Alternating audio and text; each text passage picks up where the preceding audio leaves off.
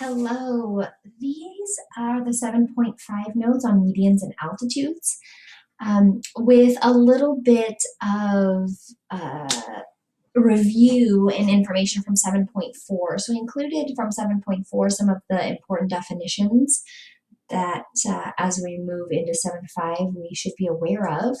So to start off, there are a lot of different ways to find the center of a triangle, which seems like a really strange idea, but there are. And the most common four that we talk about are going to be in today's note. So circumcenter, incenter, centroid, and orthocenter. So when I'm looking to find any of these centers, we're talking about a point of concurrency. And a point of concurrency is just one point where three or more lines meet. Concurrent would be like at the same time in space. So point of concurrency is just points that come together at a point, or lines that come together at a point. A circumcenter is the point of concurrency where the perpendicular bisectors of a triangle intersect. So point of concurrency is a very broad term, all right? It can talk about any time that I've got three or more points coming together. But the circumcenter is a very specific point of concurrency. So when I'm talking about perpendicular bisectors, which we just dove into in 7.3, a perpendicular bisector is going to be a line that is perpendicular to a segment and bisects it. So if I draw this line through this point here, if it's perpendicular and bisects, this is a perpendicular bisector.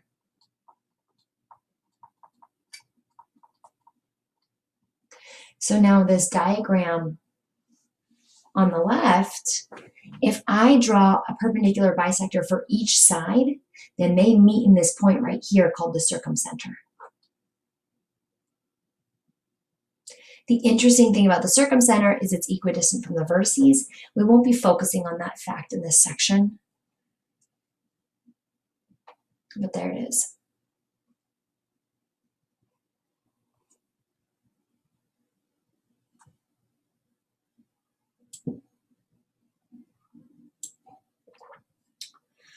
So when I have three angle perpendicular bisectors that meet a point, it's called a circumcenter. When I have three angle bisectors that meet a point, we call it the incenter. So if I have some triangle,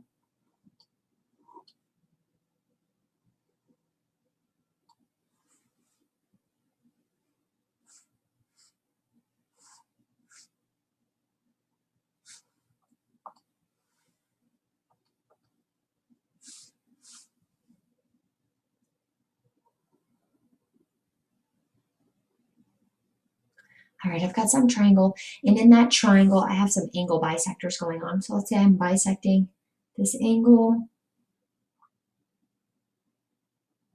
Right. A reminder, an angle bisector cuts this in half, so into two equal pieces, right?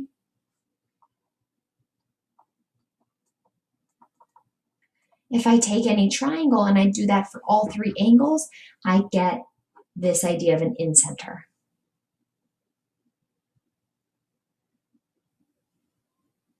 Something that's remarkable about the incenter is it's equidistant from the sides. Again, that little part in italics is not going to really be, for incenter, this little piece of information is not going to be pertinent for today's lesson.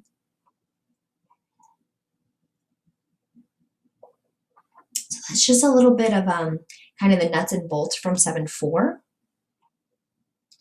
And then as we move into 7.5, we're going to talk about two different points of concurrency. The first one is the centroid, and the centroid I feel like is pretty it's pretty neat, it's pretty meaningful.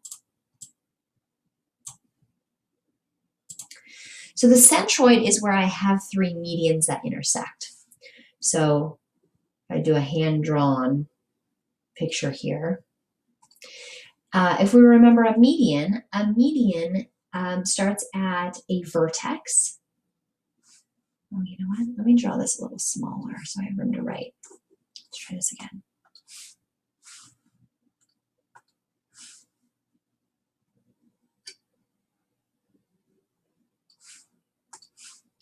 So a median starts at a vertex and goes to the midpoint of the opposite side.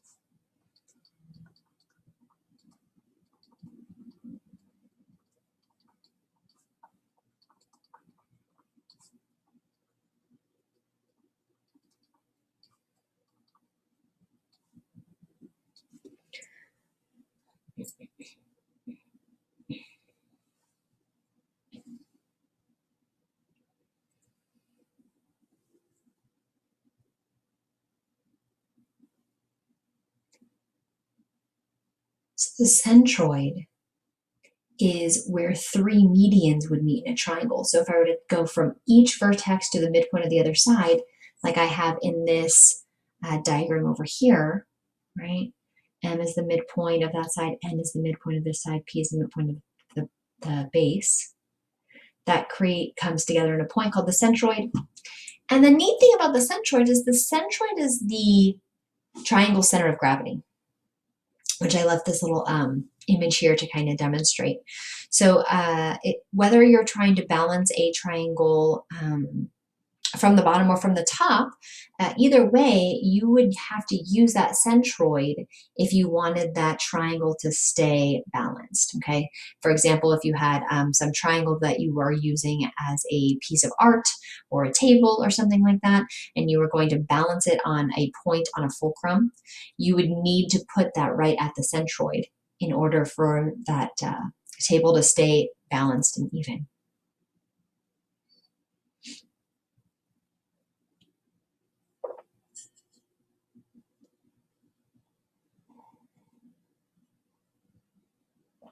For orthocenter, the altitudes of a triangle intersect in a point of concurrency. All right, so for orthocenter,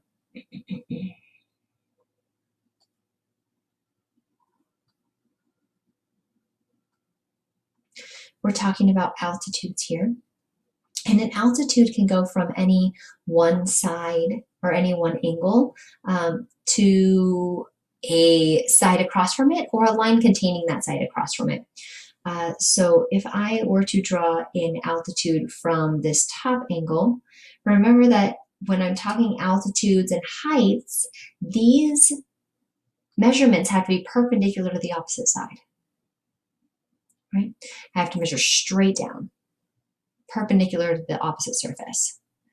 When I have an acute angle, like the one I have here, it's easy peasy. But let's look at what happens when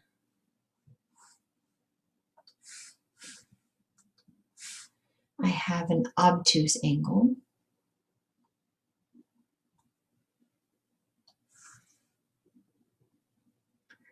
And when this is the case, if I want to find the height of this vertex that's on top, when I want to measure it, I still have to go all the way down perpendicular to this line that contains the side across from it. So I kind of end up having to extend this side so that I can get a clear picture of where that altitude meets.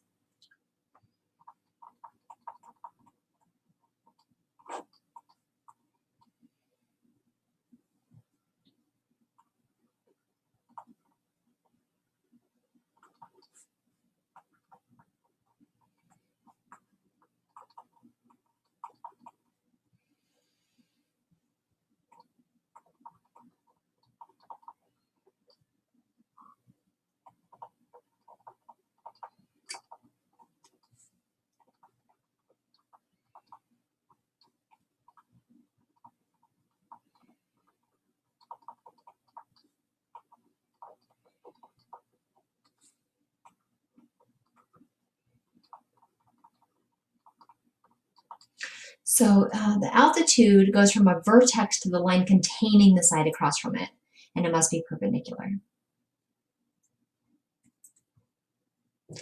Now, when I have three altitudes that meet in a triangle in the center here, we call that the orthocenter.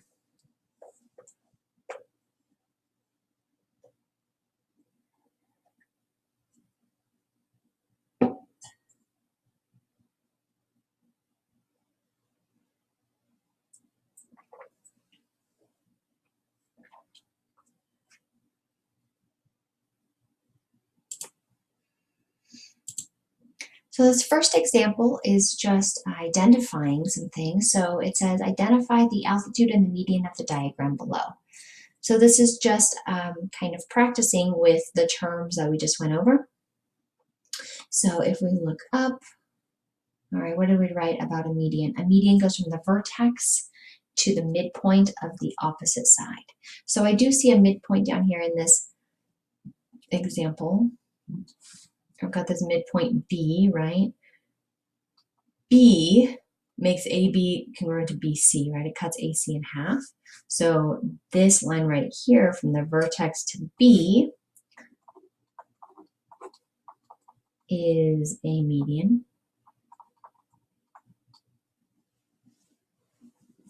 And then when looking for an altitude, I'm always going to look for some line that is perpendicular to the opposite side. So I've got this dashed line here, which is perpendicular to the opposite side. And this is for an obtuse triangle, similar to what we drew just above. So AE is an altitude.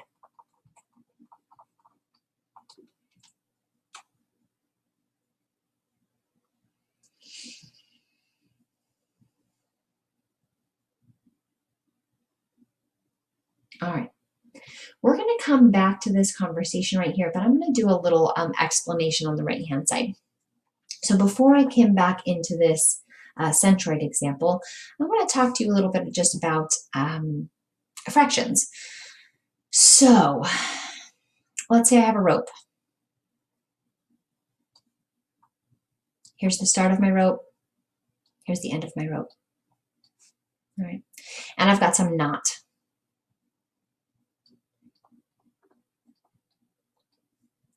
And the knot is 2/3 away from the start of the rope. All right. So it's 2/3 away here, which means that it's 1/3 away from the end of the rope. Now, I tell you that the length of the rope is 30 inches.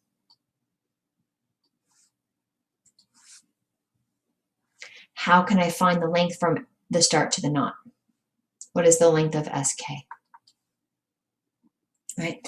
I want 2/3 of 30. So I can turn that into a fraction and simplify. 3 goes into 30 10 times. 2 times 10 is 20. All right, so the length here is going to be 20 inches.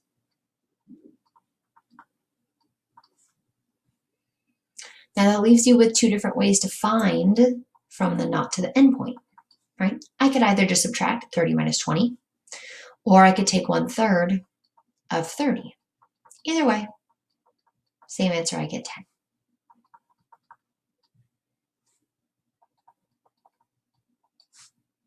Okay.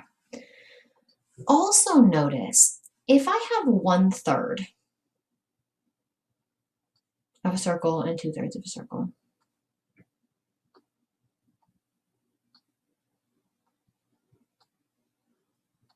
right, so here's 1/3. And here's 2/3.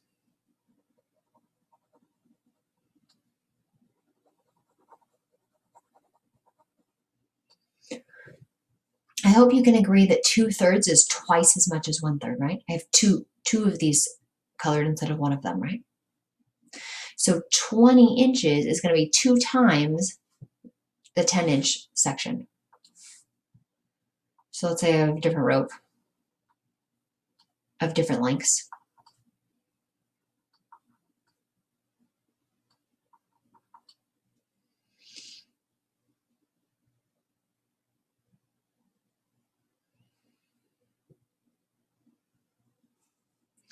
and I tell you that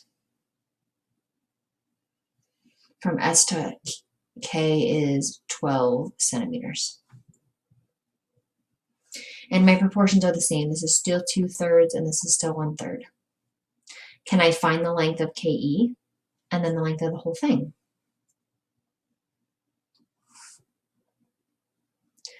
Well, the longer section is twice as big as the smaller section, right? So how long is KE? Well, if I take 12 and just take half, I get 6. This is going to be 6 centimeters.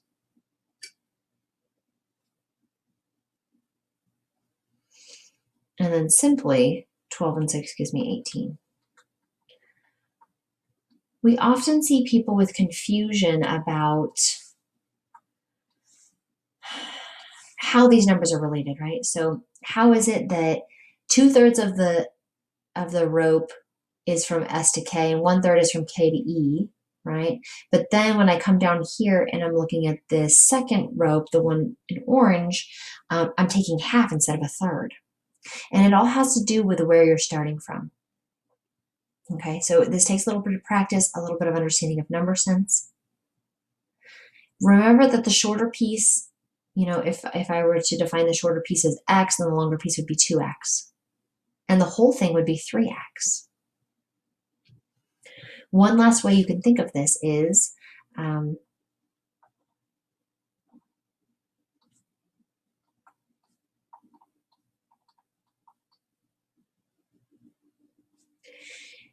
if I've got a third here and 2/3 here, if I take 2/3 and I divide it in half, I can get 1/3 and 1/3 and 1/3. You can kind of think of it this way too, if that's easier, right?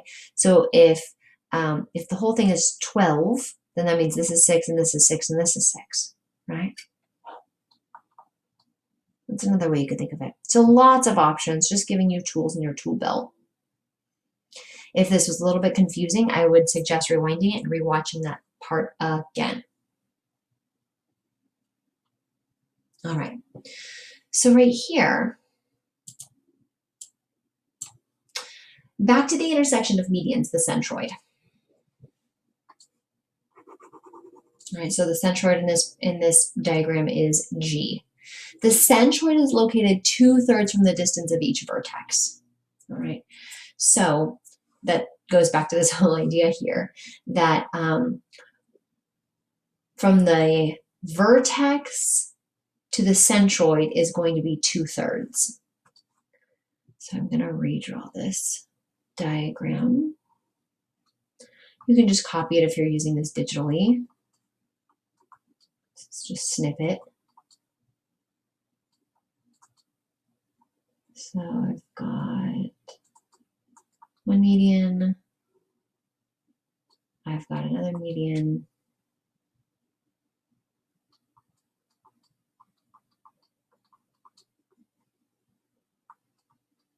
Okay, so what this fact says is that from A to G is going to be 2/3 of the line, and from G to D is going to be 1/3 of the line.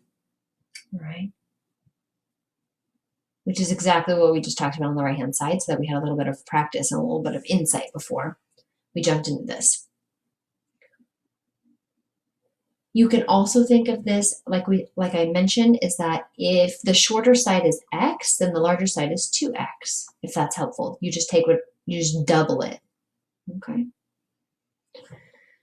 So use triangle ABC for the following questions. If GC, so GC is 7, what is EG? All right, so which is the longer part, EG or GC? Well, the centroid is located 2/3 from the vertex. So CG is the longer point. When I come back over here to what I did on the right-hand side, when I had the longer segment, I had 12. I took half to get the smaller segment. I'm going to do the same thing.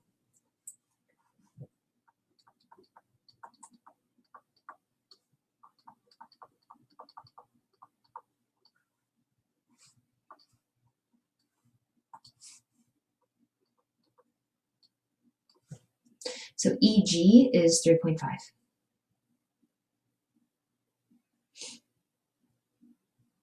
Then what is EC? EC is just 3.5 plus 7. So you get 10.5. Now there are no units on here, so we won't include any units in our answers, but if there was units, then you would definitely include them.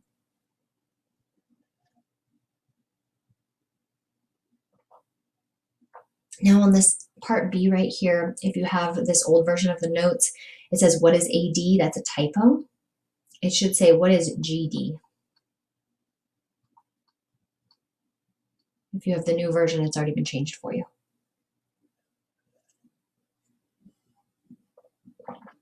All right, so for this one, the whole length AD is going to be equal to 9. So I've got A, G, D, and AD is 9. All right, when I start with the longest length, like I did up here, right, I had to use 2/3 and 1/3. So you've kind of got some choices here. I'm going to go ahead and I'm going to find the little part first. I feel like that works for me. So I'm going to take 1/3 of 9.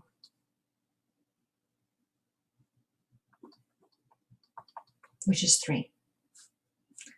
So this part right here is 3. So GD equals 3. Then what is AG? So again, you can do that in 2 different ways. You could, well, 3 different ways actually. You could do 9 minus 3, get 6.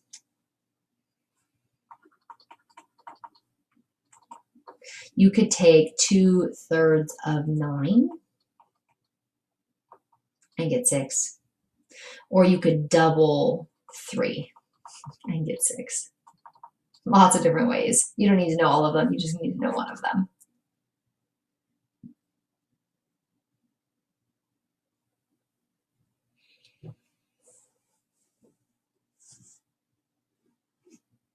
All right, and then the last one here, if GF, so this little piece here is 4, what is BG?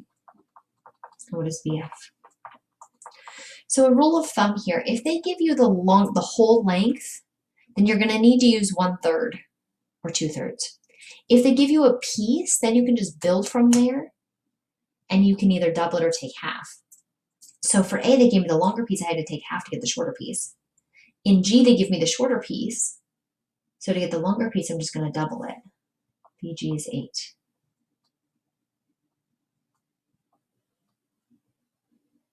All right, and then BF is just going to be 8 plus 4, which is 12.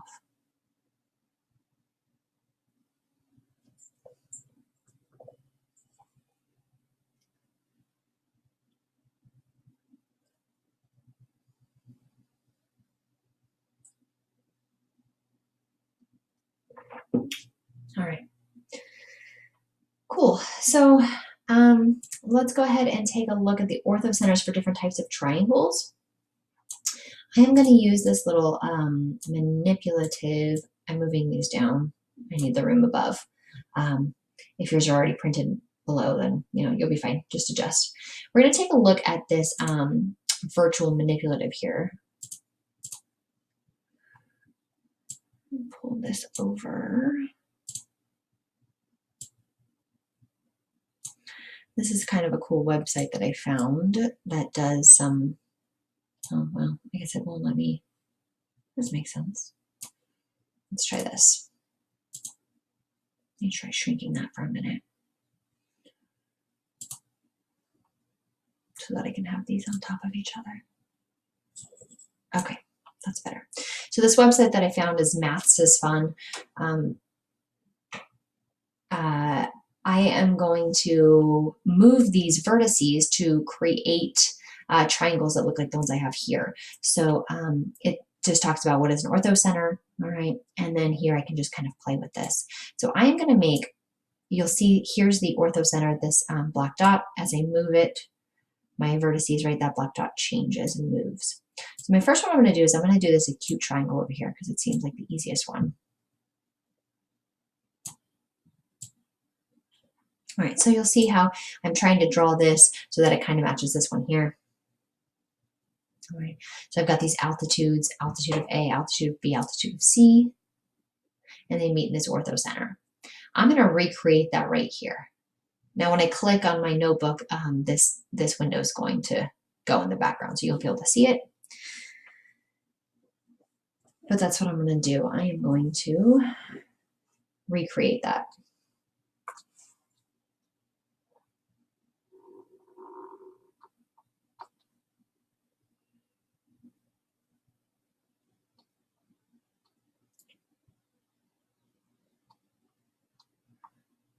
I have this point here, which is the orthocenter.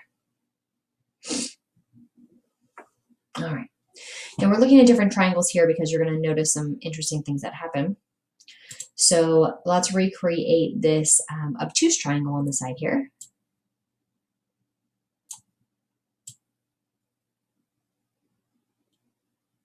I'm going to bring this down. Ooh, check that out. Watch, as soon as I go from acute to obtuse, that orthocenter moves outside of my triangle. Very interesting. That's why we're looking at it. Okay. So I'm going to try to recreate this here for us. All right. So when I draw this, let's see, I'm going to need to extend this out. When I draw this, it's going to be perpendicular. And then when I extend this leg out, I'm going to draw this altitude. Oh my goodness, that was not a very good line. Let me try that again.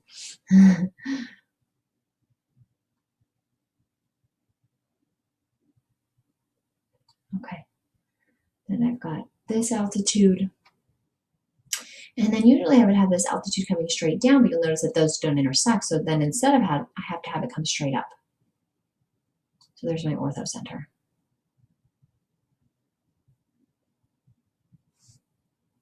All right.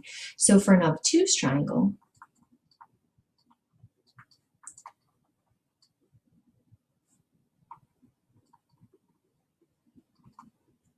the orthocenter lies outside the triangle. For an acute triangle,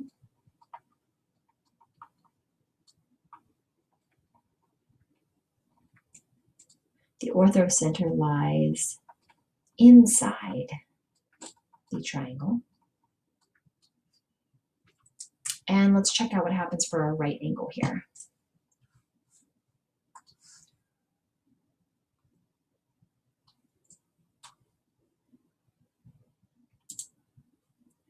So if I move this in a little bit, move this in a little bit, and then if I have acute, if I have obtuse, but then what if I have an exact right angle? Boom. So when I have a right triangle, the orthocenter will fall on the vertex of the right angle. You'll notice that the altitude of vertex B is actually the line AB, and the altitude of vertex C is actually the line AC. All right. Kind of a unique thing going on there.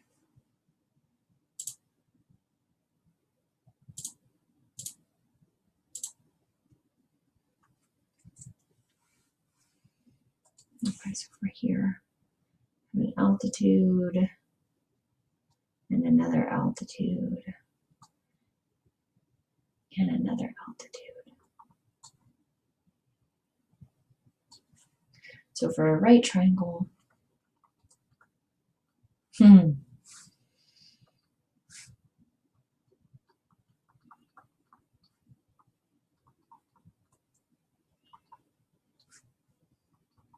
the orthocenter lies on the vertex of the right angle.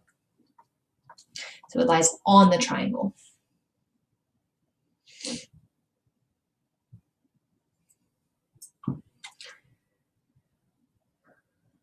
All right, and then example 3, There's a problem similar to this in the homework. I added to this to kind of further our discussion.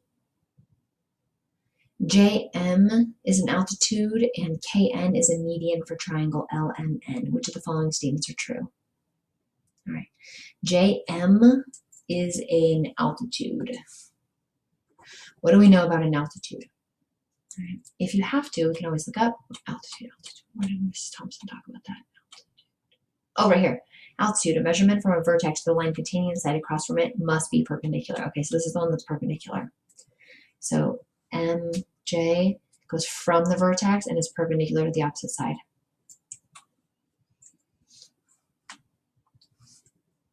Kn is a median. Right, what did we learn about median?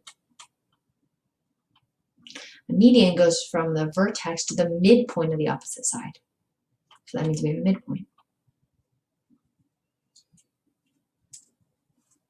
So K is a midpoint, which means LK and KM are congruent. Which of the following statements are true? So we're going to go through and we're going to look at all of these and decide whether each one is true or false.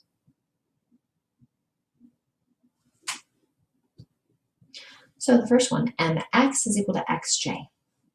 Mx is equal to xj.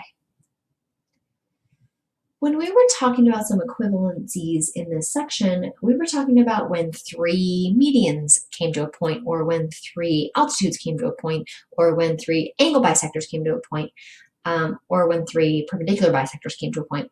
Right here, all I have is 1 altitude and 1 median coming to a point in this random point that I labeled x. So I don't know about anything being equivalent. So we're going to go ahead and we're going to say that this is false because I don't have any evidence to support that mx is equal to xj.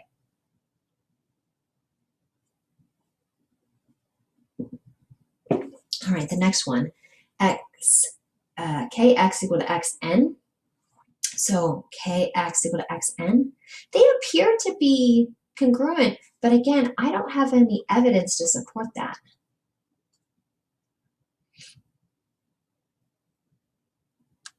I don't know anything about this point that I chose here. C, KL is equal to KM. Well, I do have that marked with congruent signs. So we're going to say that's true. And the reason it's true is because NK is a median. And a median means it cuts that other side in half. Measurement of angle LJM is equal to 90 degrees. LJM, when I trace that, that is also true. And it is true because KN is, whoops, I'm sorry, that's wrong. Because, what is that called? JM is an altitude.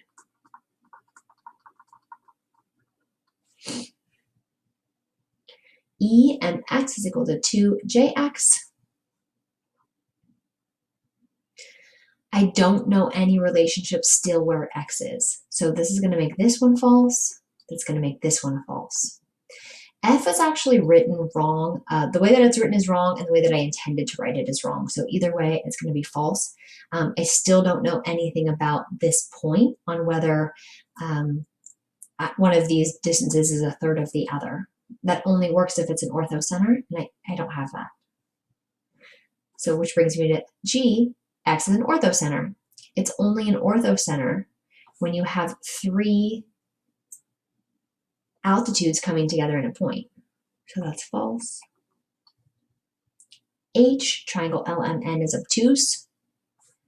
This appears to be acute to me, which is an assumption that I feel pretty confident making, but I don't know for sure. This is saying it's obtuse. It doesn't look obtuse. Either way, I don't have any evidence to say that it is obtuse. And then I, X is the center of gravity. Now we talked about the center of gravity above, and the center of gravity happens at the centroid, which is where 3 medians cross. I don't have that here. So a lot of false things and only a couple of true statements. And that wraps up our section of notes. Thank you, everybody. Take care.